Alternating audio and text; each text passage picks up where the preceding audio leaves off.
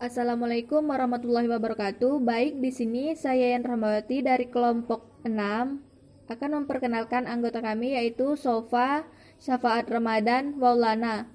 Kami akan menyampaikan tentang strategi pembelajaran langsung, tak langsung, interaktif, eksperimen, mandiri.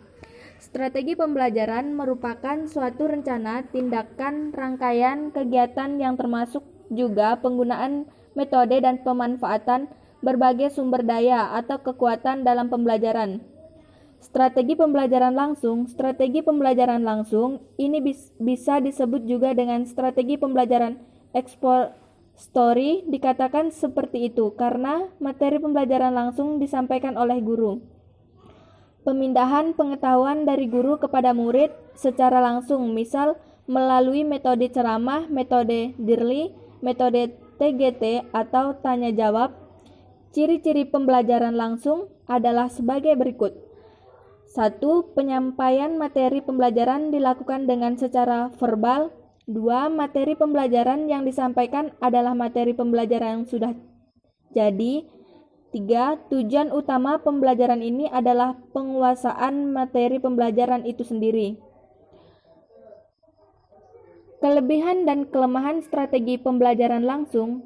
Kelebihan dapat diterapkan secara efektif dalam kelas yang besar maupun kecil.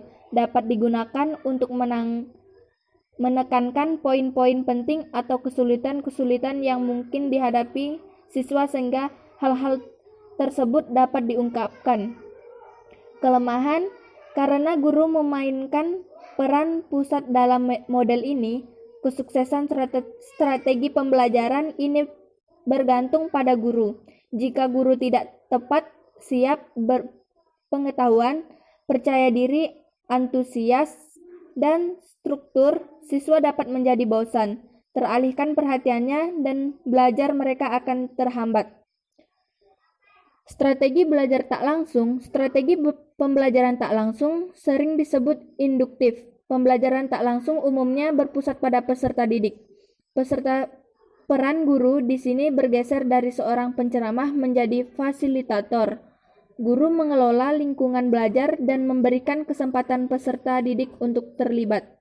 Ciri-ciri pembelajaran tak langsung menekankan pada aktivitas siswa secara maksimal untuk mencari dan menemukan. Seluruh aktivitas dilakukan siswa diarahkan untuk mencari dan menemukan jawabannya sendiri. Tujuan dari penggunaan strategi ini adalah mengembangkan kemampuan berpikir secara sistematis, logis, kritis, atau mengembangkan kemampuan intelektual. Kelebihan-kelemahan strategi pembelajaran tak langsung.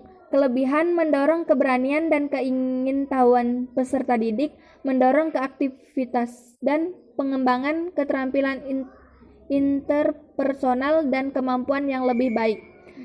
Kelemahan, sulit mengontrol dan merencanakan kegiatan belajar siswa dalam mengimplementasikannya, memerlukan waktu yang panjang sehingga sering kali guru sulit menyesuaikan dengan waktu yang telah ditentukan.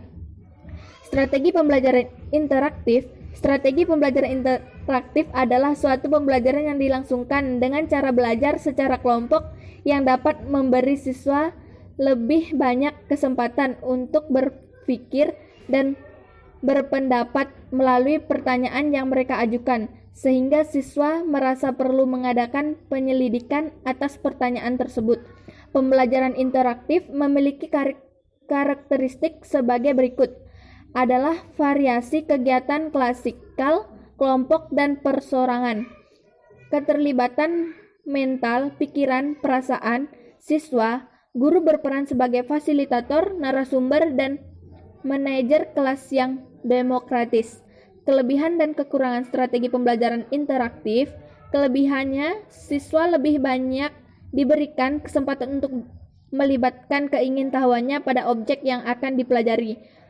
2. Melatih mengungkapkan rasa ingin tahu melalui pertanyaan-pertanyaan yang diajukan oleh guru. Kelemahannya, strategi ini sangat bergantung pada kecakapan guru dalam menyusun dan mengembangkan dinamika kelompok dalam pembelajaran.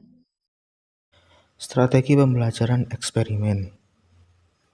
Strategi pembelajaran eksperimen adalah suatu pendekatan yang dipusatkan pada siswa yang dimulai dengan landasan pemikiran bahwa belajar terbaik itu dari pengalaman. Dan untuk pengalaman belajar yang akan benar-benar efektif harus menggunakan seluruh roda belajar dari pengaturan tujuan, melakukan observasi dan eksperimen, dan perencanaan tindakan. Experiential learning itu sendiri berisi 3 aspek. Yang pertama, pengetahuan atau konsep fakta informasi. Yang kedua, aktivitas atau penerapan dalam kegiatan. Yang ketiga, refleksi atau analisis dampak kegiatan terhadap perkembangan individu. Kelebihan dan kekurangan strategi pembelajaran interaktif. Yang pertama, kelebihan dari interaktif yaitu meningkatkan partisipasi peserta didik. Yang kedua, meningkatkan sifat kritis peserta didik. Yang ketiga, meningkatkan analisis peserta didik dapat menerapkan pembelajaran pada situasi yang lain. Untuk kelemahan pembelajaran interaktif, yang pertama, relatif memerlukan waktu yang cukup banyak.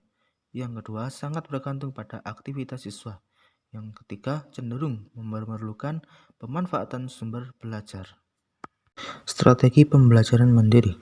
Strategi pembelajaran mandiri merupakan strategi pembelajaran yang bertujuan untuk membangun inisiatif individu.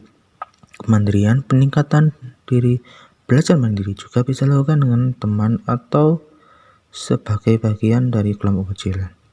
Penerapan atau implementasi. Yang pertama, mengambil tindakan. Yang kedua, mengajukan pertanyaan. Yang ketiga, membuat pilihan. 4, membangun kesadaran diri. Dan yang kelima, kerjasama. Kelebihan dan kekurangan strategi pembelajaran mandiri, yaitu kelebihan yang pertama, membentuk peserta didik yang mandiri dan bertanggung jawab. Kedua, siswa mendapatkan kepuasan belajar melalui tugas-tugas yang diselesaikan. 3, siswa mendapatkan pengalaman dan keterampilan dalam hal kegiatan mandiri. Untuk kelemahan, yaitu pertama, bila diterapkan kepada peserta didik yang belum dewasa, ia belum bisa belajar secara mandiri atau masih memerlukan bimbingan. Yang kedua, apa yang didapat dalam pembelajaran mandiri masih belum tentu benar, maka perlu melakukan pertanyaan atau diskusi. Sekian, bila ada kekurangan kami maaf yang sebesar-besarnya. Akhir kalam, wassalamualaikum warahmatullahi wabarakatuh.